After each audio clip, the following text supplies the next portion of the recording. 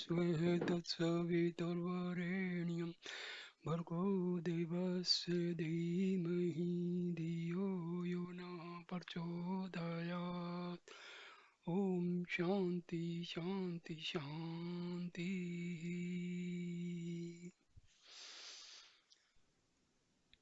Sai Ram, sisters and brothers, I am starting my 11th video on Sai Gita.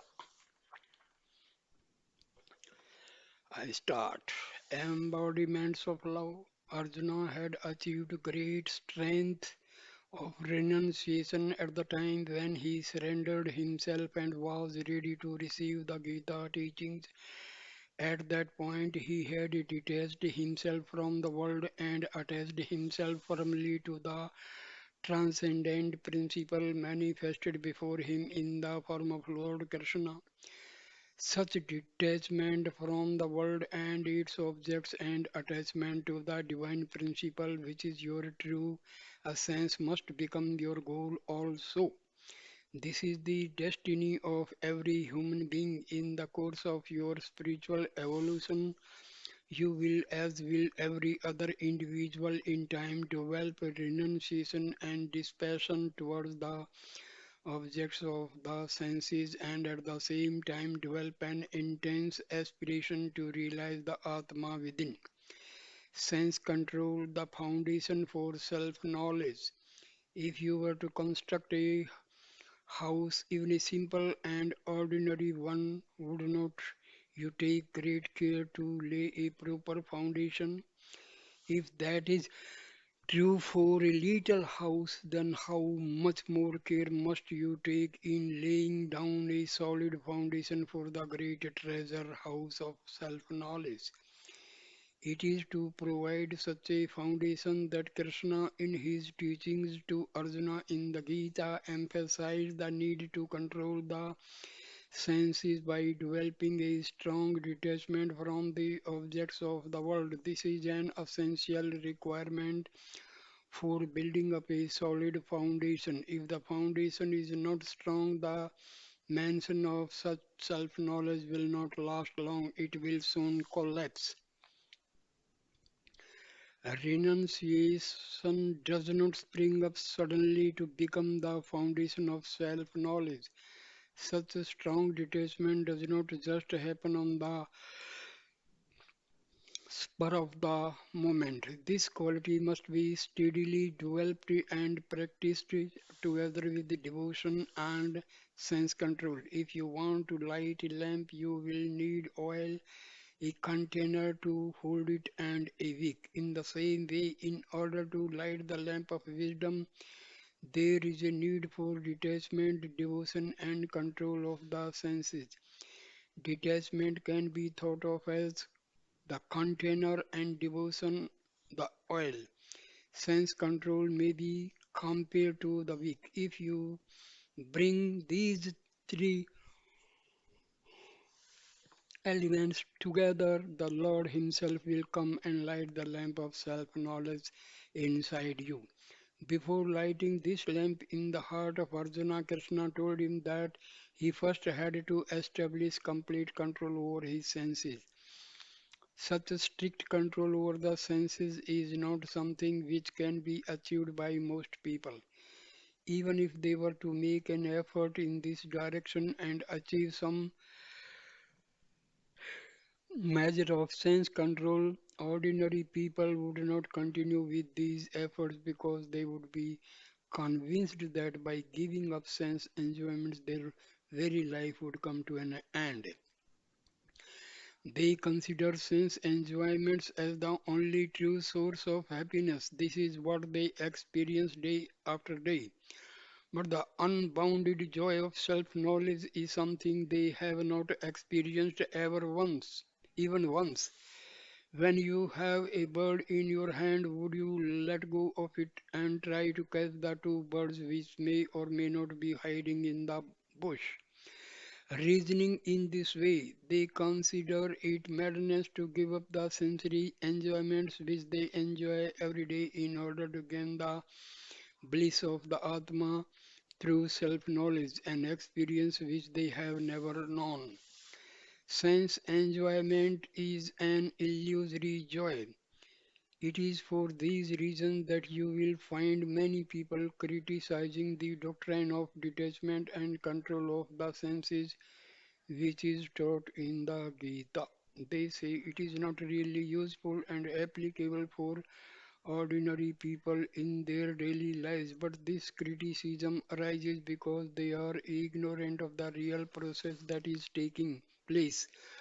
All the momentary pleasures which they enjoy are just reflections of the true joy that always exists in the heart. By thinking again and again of a particular person or object, the mind departs from its own resting place and goes out to that person or object and takes on its form. Then it deludes itself into thinking that it is enjoying that object. But this can never be real joy. It is only a limited kind of joy which is imagined in the mind, a reflection of the true inner joy which is the source of all joys. To make this clear, consider an example. A small baby may be sucking its thumb and drinking its saliva. It gets delight from this because it thinks that it is getting milk out of its thumb. But the fact is that the saliva which the baby thinks is milk is coming from its own mouth, not from its thumb. It deludes itself into thinking that the source of its joy originated from outside its mouth. Consider another example. A dog has found a hard bone. Once he has this bone, it becomes very dear to him and he does not want to share it with any other dog. So he takes it to some solitary place. There he looks at it, admires it, and starts gnawing on it. Since it is an old bone, it is very hard with all his enthusiasm and strength. He goes on biting until he dislodges a tooth from his gums. Some blood spills out and oozes onto the bone. The dog is convinced that the blood has come out of that bone and he immensely enjoys the taste of it. But the blood has not come out of the bone, it has come out of his own mouth. The dog does not realize the truth. Just as in the case of the baby, he has become deluded by following the imagination of his own mind. All joy comes only from the self. In a similar way, the ignorant think that they are getting joy out of the sense objects, but this limited joy that they experience does not come from outside of themselves. Ever ever present within their own heart is true joy. It is this unchanging inner joy that gets superimposed on an object, making that object appear as if it is the source of joy. In this way, they believe they are deriving joy from the things of the world, but their joy is merely a small reflection of the unlimited joy that is hidden within them. Once they delude themselves into thinking that the joys and pleasures which they have in the outer world are true experiences and the joy which they might get from the inner world is only an illusion, they lose all interest in practicing detachment. Then they give up pursuing the transcendental joy and continue pursue only the worldly enjoyments which they believe can be obtained from sense objects.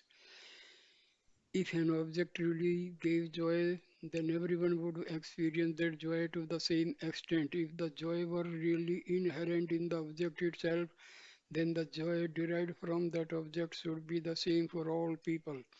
Yet we know that this is not the case. If a particular object gives joy and pleasure to some people, the same object may be repulsive to other people, giving displeasure to them. For instance, some people may greatly enjoy cucumbers, whereas others may not like them at all. If joy were an integral part of cucumbers, then there would be the one experience for all. Cucumbers would not give a feeling of joy to some and a feeling of dislike to others.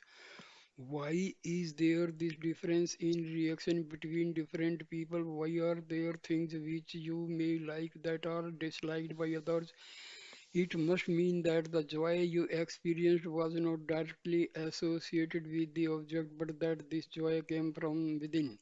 The feeling that you experienced was but a reflection of your own inexhaustible inner source of joy.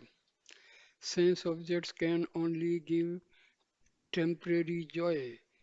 These likes and dislikes that you now feel are just temporary phenomena.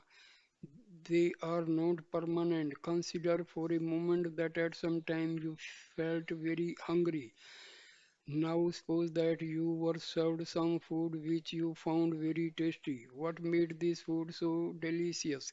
If you examine this question carefully, you would conclude that it was your hunger that made everything taste so good. As long as you were hungry, you found the meal that had been served to you to be most delectable. But after your hunger was satisfied, even if the most sumptuous delicacies were placed in front of you, they would not have appealed to you. When you are hungry, ordinary food will taste quite good, giving you great joy. But once your hunger is satisfied, even the most delicious food is not at all tasty to you. The only way that you can understand this change is that all these likes and dislikes emanate directly from you, the individual. They do not come from the objects as such. All your feelings of joy and sorrow emanate from the inner being, not from the external objects. Ordinary people think that the joy or pain which they get from being with people whom they like or dislike comes from those people, but it is not so. It is one's own likes and dislikes which are responsible for one's joys and sorrows.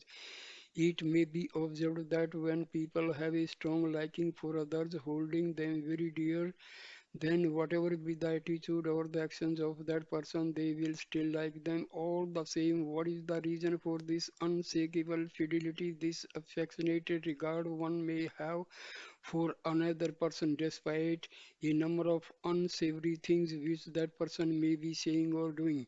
The reason is that when you like someone, the things which that person says and does will appear sweet to you.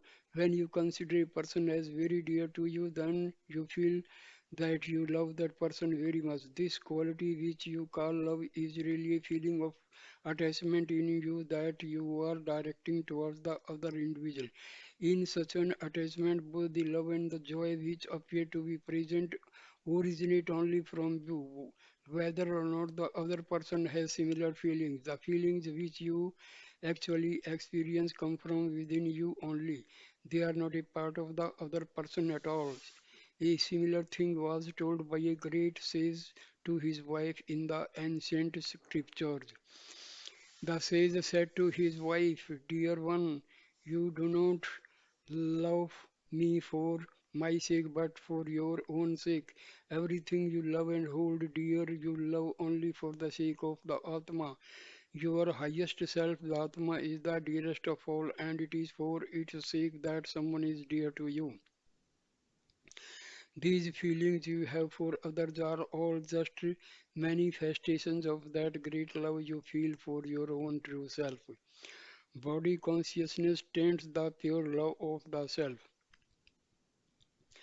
In the whole world, each person, whoever he may be, will love another only for his own sake, not for the sake of the other. If he loves an object, he loves it for the self alone and not for the sake of that object.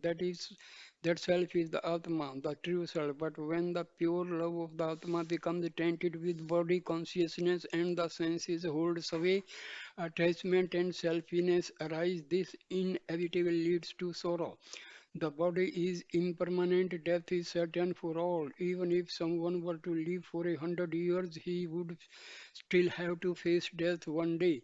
Everyone knows that, but for is not strange that he would be dying or crying and feeling sorry for those who have already died. Everyone is sure to meet death, and so everyone may be thought of as among the dying. Yet, even though they themselves are dying, people feel sorrow and grief when thinking of someone who has died. It is as if death were a totally unusual and unexpected thing rather than the natural conclusion that must come to all. This sorrow that comes on, particularly when someone near and dear has died, can only be there because of attachment. After knowing full well that death is certain, if you still worry about somebody, it must be due to the attachment which you have developed for that body. It is this attachment which is responsible for all your grief. Therefore, when someone has died, the primary cause for sorrow is attachment, not love. Basically, every human being at all times is a seeker of joy. He thirsts for joy and does not ever want sorrow. Man always aspires for profit, never for loss. That is his very nature. Profit, joy, and bliss are inherent in his makeup. They are at the very core of his being. Every man, right from the beginning, would like to have only gain, not pain. For a businessman, the first thing he thinks of is his profit. Here in India, when measuring out some staples such as rice, if the number of kgs goes above 6, then the shopkeeper will not say 7 but 6 plus 1. This is because the word for 7 always means weeping. The shopkeeper will use another word to avoid uttering this unhappy word. In this way, man never wants to face unhappiness and loss. He wants only profit and gain and the happiness they bring. Self knowledge gives the greatest joy. Of all the possible profits and gain, the supreme profit of all which gives the greatest joy is self knowledge, the knowledge of the Atma. That is the joy you must seek and make your own. Consider a beautiful rose. The moment you look at a rose, joy emanates from your heart. Similarly, when you see a handsome person or any beautiful thing in this world, you instantly feel joy. Many people undertake trips to go sightseeing. Why, why do they go? In order to derive joy from it. Therefore, you can see beauty in nature and you can see beauty in people and you can derive great joy from all the beauty that you see. But how long does this kind of joy and beauty last? The rose that you picked today starts to dry out tomorrow.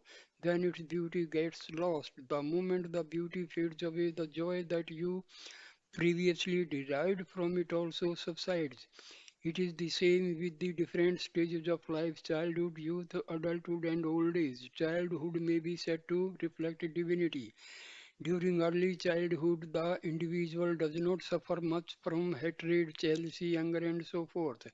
Jesus said that since children do not have any really bad qualities, they could be considered divine. During that period of life, there are no bad thoughts or bad traits, either in the mind or in the body. Little children are beautiful because they do not have impure feelings arising out of impure thoughts.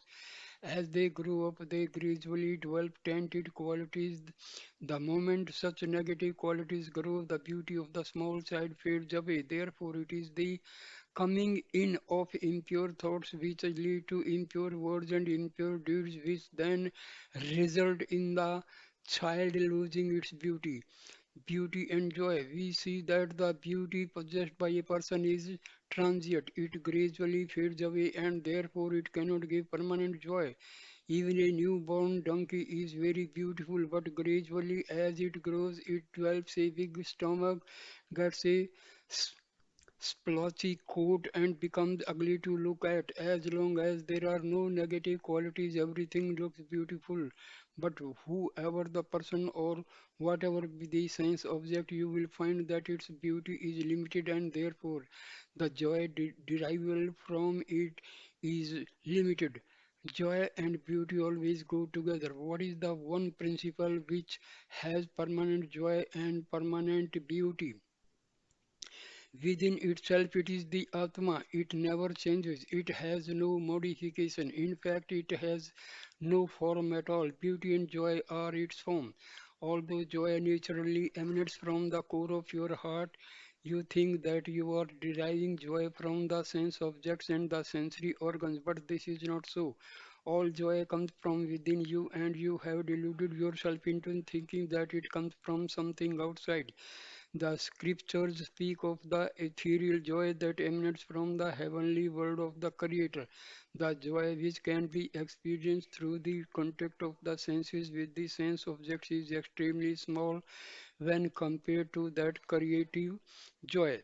The sensory joy may be described as a drop in the ocean of bliss that is the creator joy, but even this vast ocean of joy experienced by the creator of the universe is itself as small as an atom when compared with the boundless joy that radiates from within your spiritual heart. That is the primary source of all joy. It is the joy of joy. The heart can be compared to a most splendorous and effulgent light which shines everywhere. Try to understand this brilliant spiritual light which is ever luminous and all pervading and is your inner truth. The light of Atma illuminates everything. During the day, the sun illuminates the various objects of the world.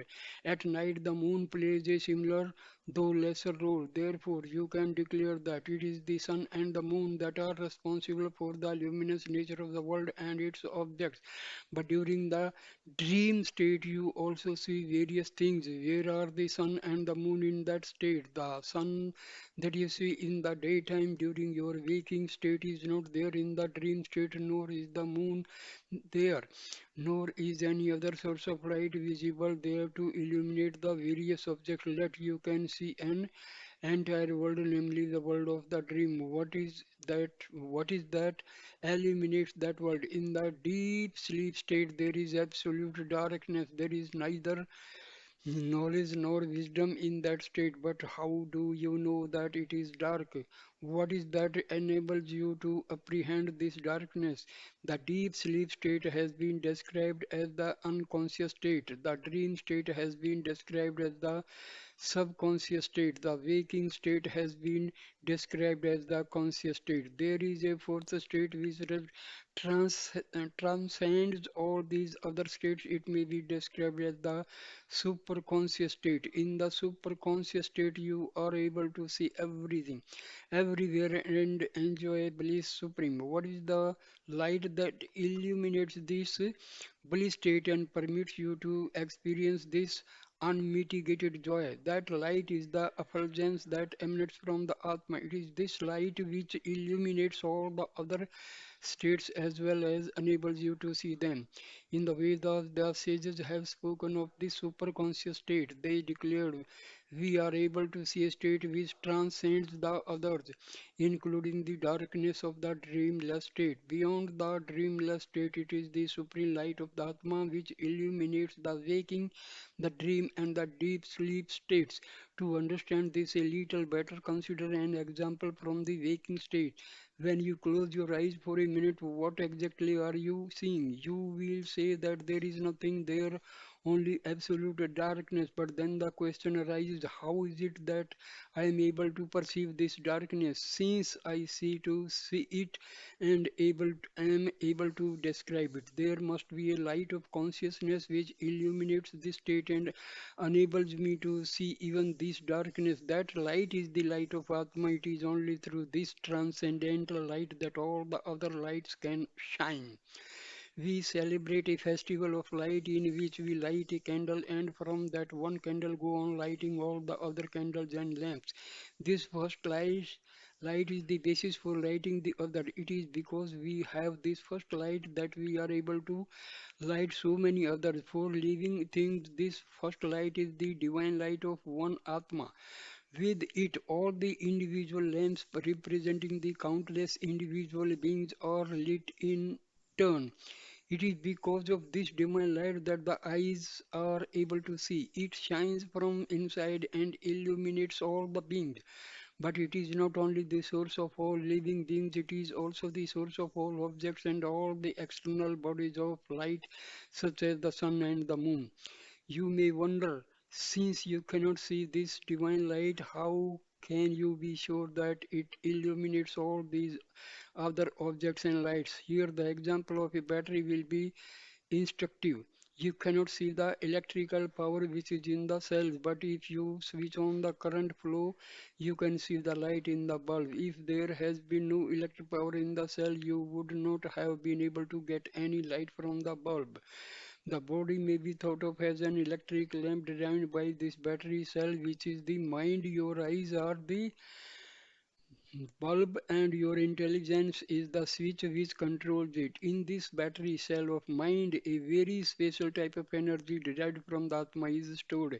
In ordinary electric batteries, the power gets exhausted very quickly, but the Atmic current flows continuously through the mind. The Vedas have declared that the mind is the receptacle for storing the Atmic energy. It is this inexhaustible source that provides the temporary flow pleasure when some pleasing object is perceived. The joy of the self is the only true joy. All the joys and pleasures which you enjoy in this world are only temporary and are just the reflections of the immeasurable joy which is inside of you. Out of the ignorance, you believe that your joy comes from sense objects, and then this momentary joy is true. But only what is permanent is true. These temporary joys which are associated with the things of the world are not the true joy. Only the eternal bliss, that is the Atma, is true. These others come and go. All the things that you see in the waking state disappear in the dream state. All the joys and sorrows which you experience during the dream state, you leave behind the dream state. When you come back into the waking state, people and objects that you see in the waking state will appear as changing reflections in the dream state, and then they get completely absorbed and disappear in the deep sleep state. In this way, your joy changes as these states change. All the worldly joys which you think to be so permanent will give you a great deal of trouble in the end and lead you to grief. Therefore, Krishna told Arjuna, pay attention only to your inner truth, the basis from which springs all manifestations. Then outer appearances and sense impressions will not bother you. The basis does not change, whereas the manifestations which depend on that basis continuously change. If the basis were changing along with manifestation, it would be impossible for you to even live. Consider this small example. At various times, you may have used different types of vehicles, such as cars, trains, or buses, to travel from one place to another. The car might be moving fairly fast, so might the bus, and even if you are just walking, you must be going quite fast. In each case, this movement will be in relation to road which remains steady and unchanging. Suppose along with the moving car or the moving bus, the road itself is also moving rapidly as in violent earthquake, then what would happen? You would certainly be moving, but you could end up in any direction. You are not like reach your goal despite great efforts and hardships along the way. In order to reach your goal, the road must be steady.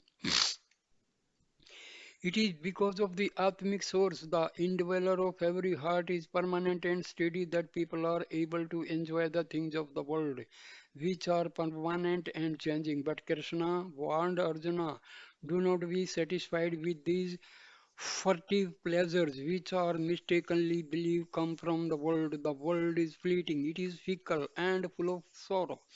It is the ever changing outer manifestation. It is not the permanent basis. It cannot lead you to your truth. How can you count on the world for your sport when it is undergoing so many changes and modifications? Would, would it be possible for you to derive permanent bliss from it? Let go of the world and turn towards the transcendental principle. Turn towards the Atma. It is forever steady and unchanging. There you will find the unending joy that you have been seeking futi- futilely outside in the world. Do not drive with your foot on the brake. Now, some of you may be thinking that if your young children are taught sense control, they would turn into inert, helpless human beings. But nobody is telling them that they should not make use of their senses. It is only that they should learn to control them properly. There are brakes in a car, and whenever there is danger, you use the brakes to stop the car. When Swami is asking you to control the senses and to control the mind, some of you might be wondering if you would be able to live at all and carry on your routine functions. Swami is not asking you to drive with your foot on the brake, but to use the brakes when necessary to control the car. Whenever there is some danger, it is when there is some danger such as impure thoughts, impure feelings, impure sights, impure hearing, and so on, that you have to exercise control. If you do not have any brakes at all, you will surely come to grief. A bullock which cannot be brought under control, a horse without reins, a car without brakes, a person without sense control are all extremely dangerous and heading for disaster. Therefore, Arjuna, Krishna said, control your senses and your mind and recognize the defects that are inherent in all the objects of the world. When you turn from the changing manifestations and establish yourself in the unchanging basis, then you will be able to live happily anywhere because you will be established in the source of all happiness, the Atma, which is eternal bliss. The wisdom teachings do not admonish you to give up your family or give up your worldly duties. Be in the world, use your senses, but do so in a proper and ethical way, appropriate to each time and circumstance, never forgetting your true purpose. The Gita teaches the importance of discipline, of observing limits in all your activities. The brakes are used in a car for the welfare and protection of the passengers so that they can safely reach their goal. In the same way, the senses must be brought under control and used for the welfare and protection of the individual so that it can complete its journey safely. That is why Krishna was so insistent that Arjuna develop sense control, detachment, devotion, and sense control. This sense control is something like the wick in the lamp of your heart. Merely having the wick of sense control is not enough. You must have oil, which is the fuel for the lamp, that is your devotion, and there must be a container which holds the oil, and that is your detachment. If you have the container, the oil, and wick, you will be able to light the lamp easily. Still, someone has to come and light it. That someone is God. Once you have detachment, devotion, and sense control, then the divine will come and light that lamp in your heart. In the case of Arjuna, it was Krishna who performed the sacred act of lighting the lamp and revealing the splendor of Atma in Arjuna's heart. Suppose you have some flowers, a needle, and some thread. Will these automatically turn into a garland? No, there has to be someone to string the garland together. You may have gold and precious stones, but without a goldsmith to create it, you will not be able to obtain a beautiful jewel made out of these articles. You may have a high intelligence, you may have books containing the highest knowledge, and you may have keen eyes to see them, but without someone to teach you to read, they will be all meaningless and useless to you. The Atma is always present, it never changes, it never comes and goes. The spiritual teachings will also be ever present, they will be there waiting for you when you are ready to receive them. And inwardly, you may have an intense yearning for illumination. All these may be there for you, but unless the true Guru, the spiritual teacher, comes and transmits the immortal knowledge to you, you cannot become enlightened. If you are ready to realize the underlying reality of all the objects of the world and to discover the divine principle within you, then you need the true teacher, the highest source of knowledge, to come and instruct you. To gain the sacred knowledge of the self, the teacher is universal teacher. It is God Himself who comes to guide you to your goal. He may take on different forms. In the case of Arjuna, the divine teacher was Krishna the avatar, of that age, and he started by teaching Arjuna sense control. You must take some time to reflect on the deeper significance of all these teachings on sense control, which were given by Krishna to Arjuna, not in an ashram setting, but on the battlefield at the eve of a great battle fought to preserve righteousness and to counter the forces of injustice and untruth that had become rampant. Worldly knowledge is useless without self knowledge. Krishna taught in the Gita that once you acquire true spiritual knowledge, your troubles, difficulties, and sorrows all disappear. Embodiments of love.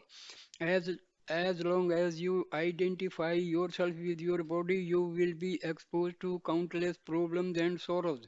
The primary reason for having obtained your body in the first place is to enable you to undergo the consequences of your past actions. This is your karma, the results of activities you have engaged in which have not yet fructified. Why did you accumulate this karma in the first place? Why did you engage in activities which bear consequences long into the future? The reason for karma is the desire or attachment you have for some things and the dislike or repulsion you have for other things. And what is the reason for this attraction and repulsion? It is because your mind is steeped in duality. You believe that this world is real and is filled with objects and things which are separate from you. But where did this false view, this duality come from? The reason for duality is your state of ignorance, the beclouding of your consciousness by a dark veil that covers the knowledge of your true reality. The light of wisdom dispels the darkness of ignorance. You have forgotten the fundamental unity of all beings. You have become unmindful of the divine basis of all things.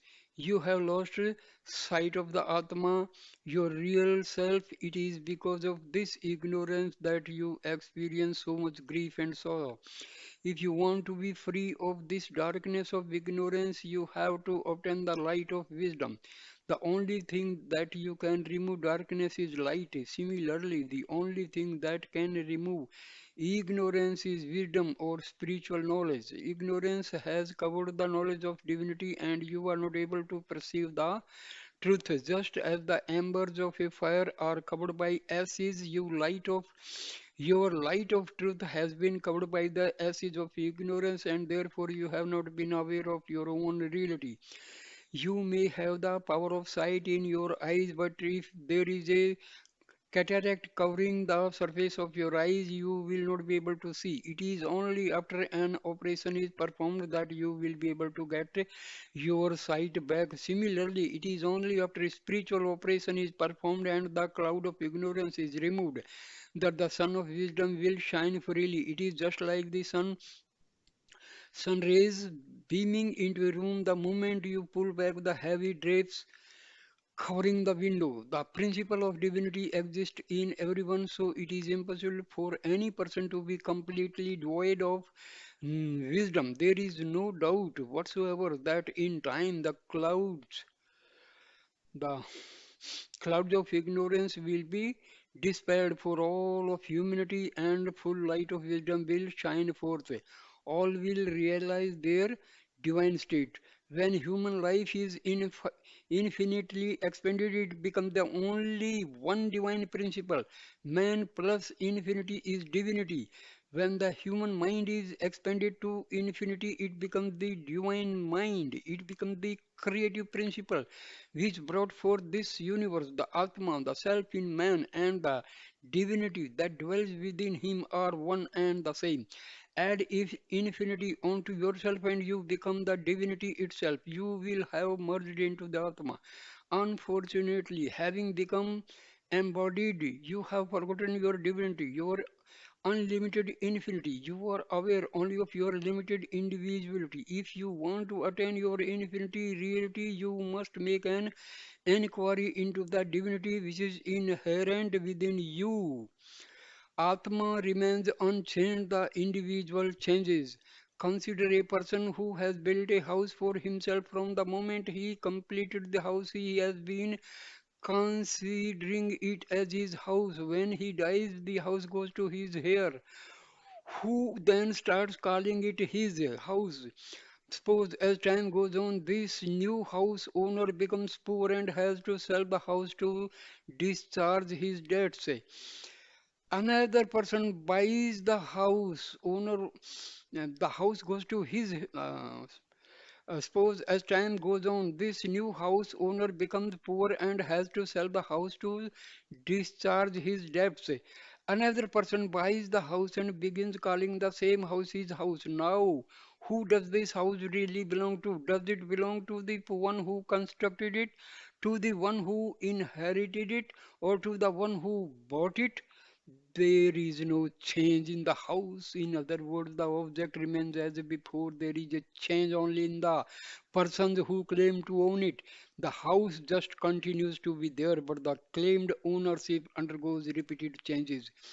In a similar way, there is the unchanging entity, the Atma, which, like the house, remains unaffected by the countless owners who come and go.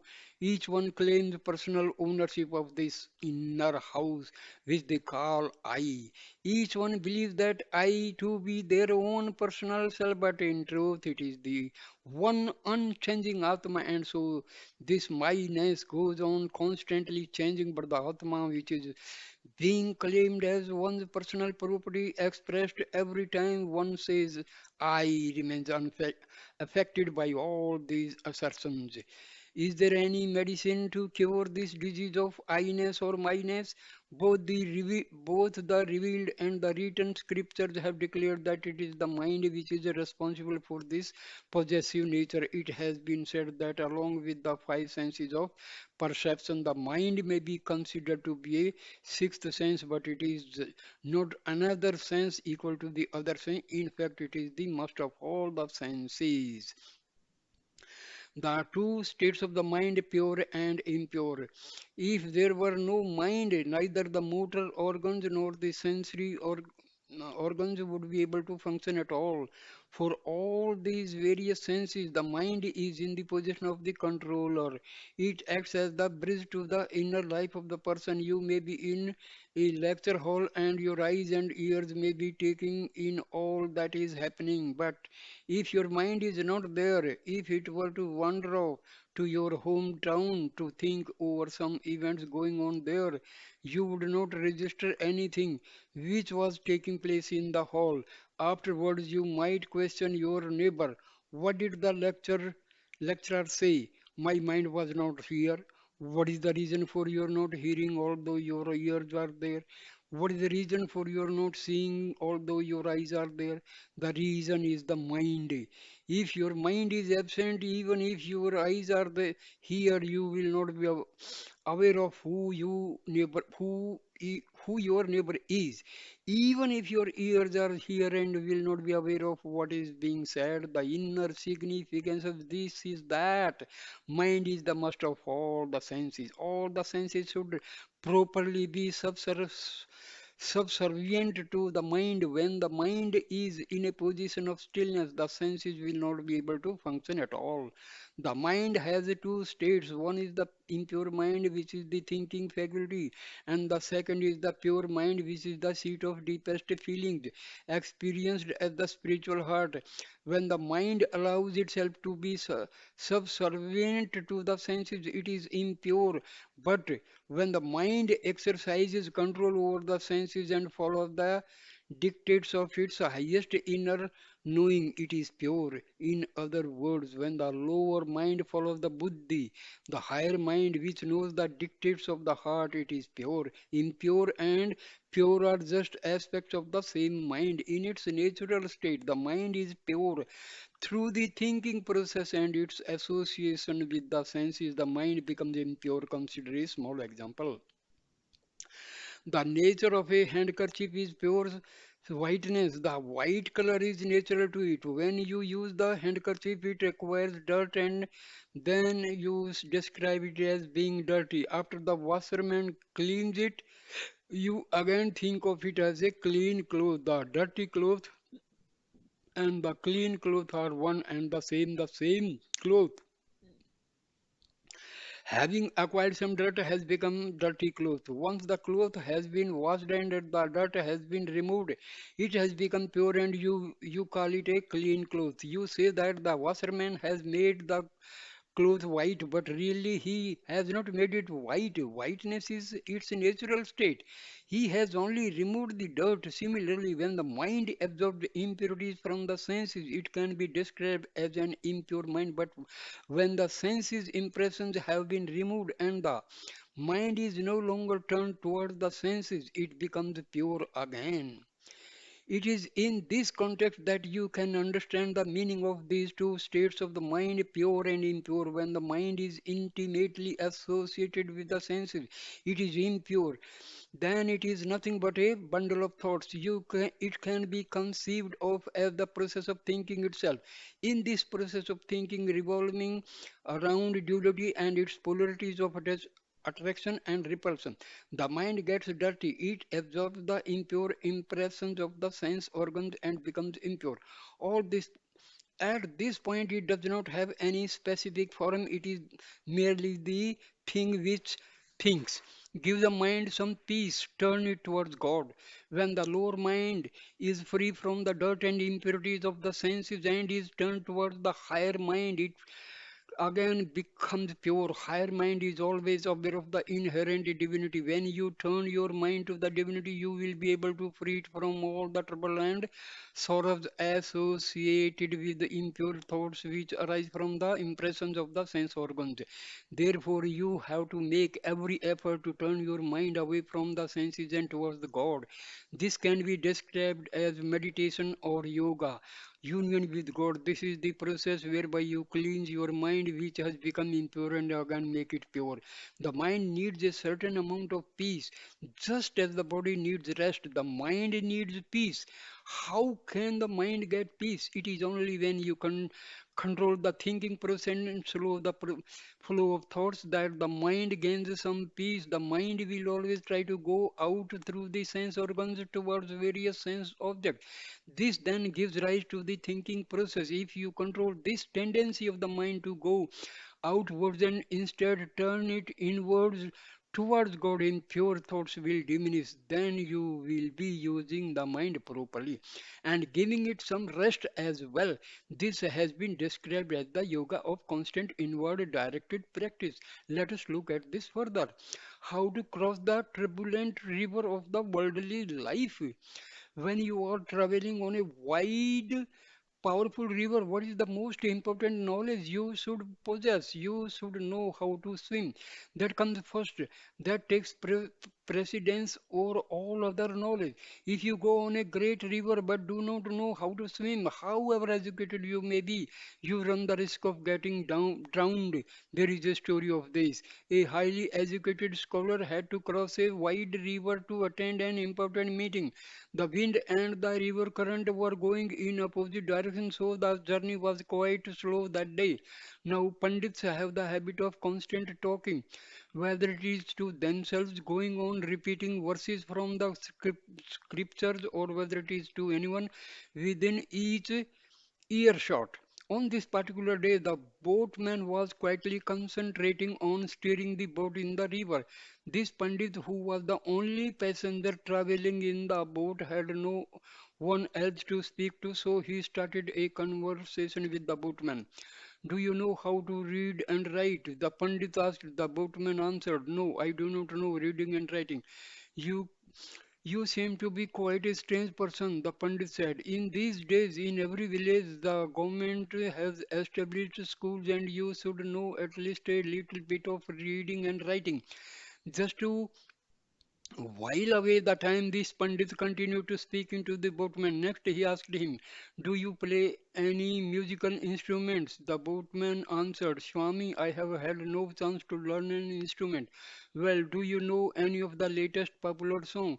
Asked the scholar. No, I do not know that, replied the boatman. What a strange person you are. In every street there is a movie house and there are loudspeakers all around it playing the latest hits, and the radio broadcasts are filled with all the current pop recordings. Should not you at least take a little of your come to buy a cheap transistor radio and listen to music. The boatman confessed, I do not know even what is a transistor is. The Pandit replied, if in this modern age you do not know even about a transistor, you have wasted much of your life. At least a quarter of your life has been dumped into the water. He asked the boatman another question. Do you have a newspaper with you? The boatman replied, I do not have any education at all. What is the use of my having a newspaper, Swami? The Pandit went on, without having an education and without being able to read a newspaper, you have wasted even more of your life. At least half of your life has been dumped into the water. After a few minutes, the Pandit asked again, do you have a watch? Can you tell me what time it is? Swami, the truth is I do not have even know how to tell time. Then what is the use of my having a watch? The boatman answered. The Pandit rejoined, uh, look at how much of your life has been wasted. If you do not know, if you do not have a radio to enjoy music and you do not read a newspaper and find out what is going on and you do not know what is time it is, then the three-fourths of your life has been dumped into the water. Meanwhile, a strong wind came up and it quickly turned into the powerful gale. The boat started swimming from side to side and the river was soon in full flood. The boatman could no longer maintain control of the boat. He asked the Pandit, Swami, do you know how to swim? The Pandit replied, no, I never learned how to swim. As he was about to go overboard the boatman said to the Pandit, oh Swami, what a pity, what a waste. You don't know how to swim. Now your whole life will be dumped into the water. When you are traveling across a turbulent river, you should know how to swim. Without knowing how to swim, all your other knowledge of philosophy, physics, chemistry, botany, commerce, mathematics, political science, etc., will be of no use to you. In the journey of life, you are traveling on a rushing, unpredictable river, and you should know how to stay afloat and cross that river. To swim safely across the river of life, you must have the knowledge of the Atma and you must develop a strong power of discrimination to know that which is useful and that which is useless for crossing the river. If you have not developed a capacity along these lines, there will be no way for you to find fulfillment in life. You will drown in the river of worldly life. External freedom and inner freedom. As long as you base your life on wealth, property, and worldly things, you will never be able to derive any real joy. There are two things which every person has to attain. One is external freedom, and the other is inner freedom. External freedom speaks of independence, being free of external bonds and limitations. Inner freedom speaks of the liberation from the bondage of the senses, having them under your full control. Every individual should realize both of these freedoms. In the external world, as long as you are under the control of people who are unsympathetic towards you, such as some of foreign kings or ruler, you will not be able to get real joy. In the inner world, as long as you are a slave of the senses, then you will also not be able to enjoy real freedom. Even for the outer freedom, sense control is important, but for becoming master of the inner world, the single most important faculty that you must develop is the control of the senses and thereby gain control over the mind. Once you have control of the mind, you will be able to turn it away from the world and towards God. Then you will get real joy both externally and internally, for then you will see the divine everywhere. Control of the mind and control of the senses is the victory that must be won by all human beings. Up to now, you have been craving for different types of joys and pleasure. You go on uttering prayers for attaining happiness, but you are not making any real efforts to discover where that happiness is to be found. Krishna told Arjuna, you are deluding yourself, believing that you can get happiness and peace in daily life, but you won't be able to get real joy there. Sense objects cannot give you the joy that you are seeking. It is only when you control your senses that you will be able to get peace and joy. Whether you are a believer or a non-believer, you will have to gain control over your senses. Be the master of your senses. Do not allow them to get excited and run after sense object. When the senses get excited and you follow them, you will become weak and forget the Lord. Keep your senses under control and keep your mind firmly fixed on the Lord. Follow His teachings and directions. Without His grace, your strength will leave you and you will not be able to undertake any useful work. You need the Lord's grace to achieve anything worthwhile. As long as Arjuna had the blessings and the company of Krishna, he was a mighty hero and he was able to accomplish many heroic deeds. Once Krishna left his mortal body, Arjuna, through body consciousness and attachment, was overcome with sorrow and self-pity. He felt that Krishna had left him, and as a result, he lost all his valor. Arjuna, the great hero, now became weak and unable to accomplish even the smallest task. When Arjuna was bringing the surviving women and children from Krishna's household to shelter, robbers attacked him in the forest. Arjuna tried his best to fight against them and to free the women and children from the grip of these murderous robbers, but he could not do it. During the many battles of the Mahabharata war, Arjuna was able to fight and defeat so many great heroes. He was unconquerable no matter the odds against him. But the same Arjuna was not able to even vanquish the robbers in the forest and rescue the women and children who were under his protection. What was the reason for this? Until that time, with Krishna at his side, Arjuna had felt great strength, not recognize where that strength came from. He believed it was his own valor and his own strength, not recognize where that strength came from. He believed it was his own valor and his own strength, and that had provided the victories he was able to gain. But this delusion stemmed from ignorance. Arjuna's strength had not been his, that strength had been given to him by divinity.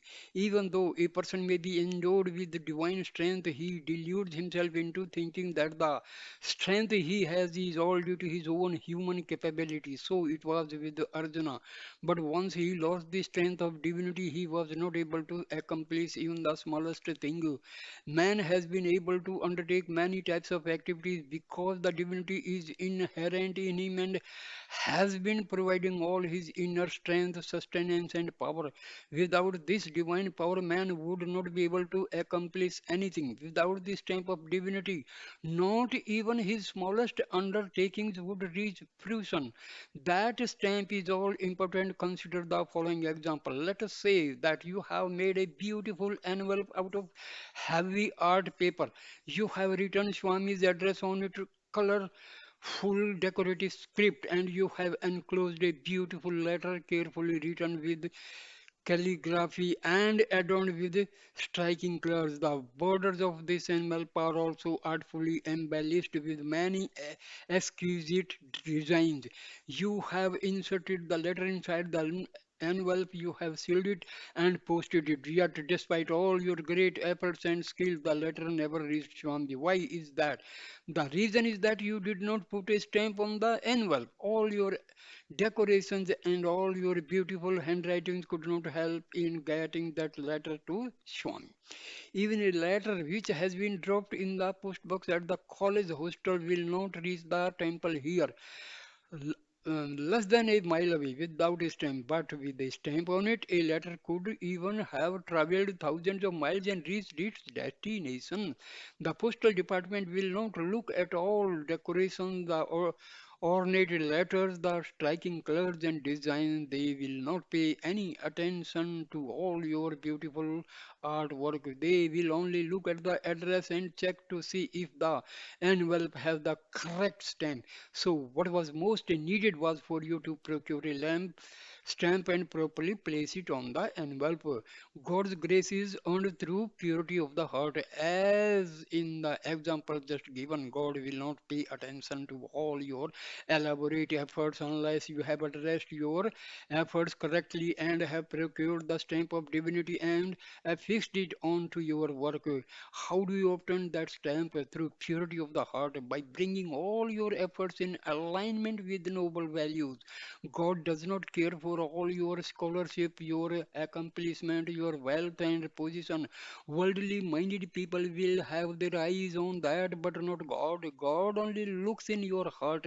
What is the use of earning many degrees and achieving great scholarships in a particular subject if your heart has not become purified by all your education? It is the values that you practice every day in the area of truth and honesty which will carry you through life and your greatest asset. That is why we emphasize values so strongly in the system of education and we have here at the ashram.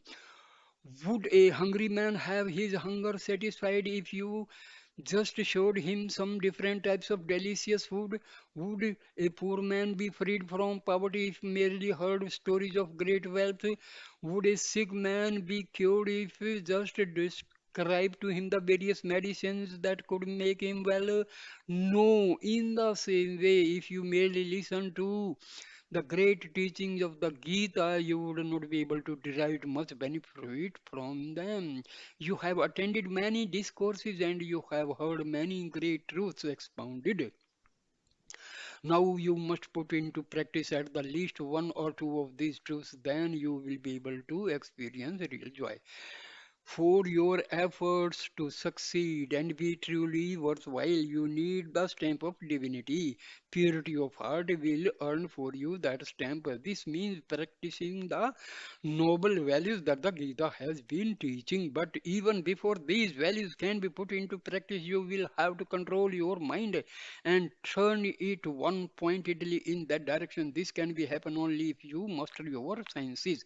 Therefore, the crucial lesson in all these teaching is the control of the senses. Krishna told Arjuna, Arjuna, if you want to accomplish anything truly worthwhile in this world, you must gain control over your own sense organs. The same thing was said by Prahlada to his father, the demon king. Father, you have been able to conquer so many worlds, but you have not achieved the real victory. You have not been able to conquer yourself.